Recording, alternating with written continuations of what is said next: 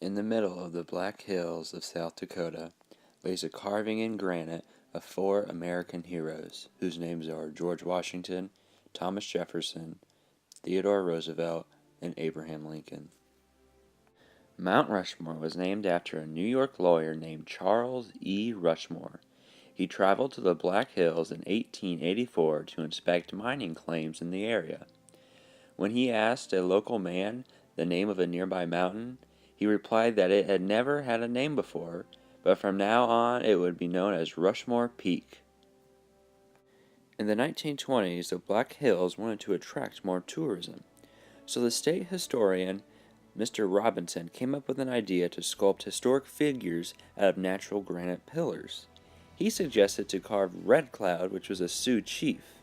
However, that did not work out, so they contacted Mr. Borglum, who was an American sculptor, and he suggested that they should carve just George Washington and Abraham Lincoln.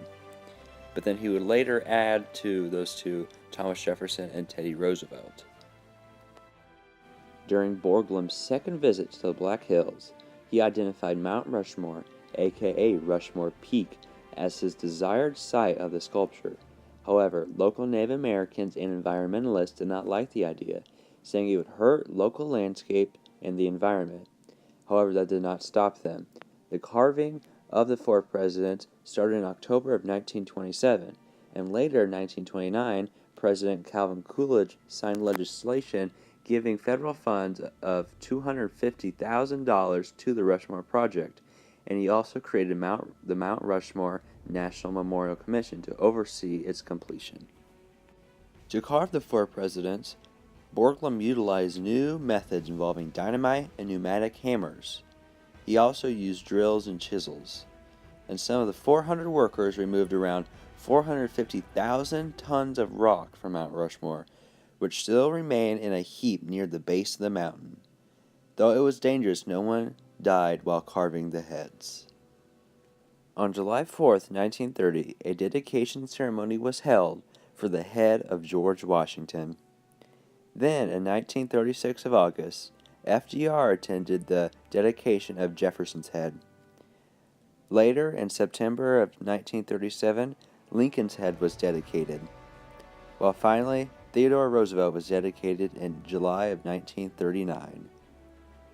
Borglum died in March of 1941, and it was left to his son, Lincoln, to complete the final details of Mount Rushmore in time for its dedication ceremony on October 31st of that year.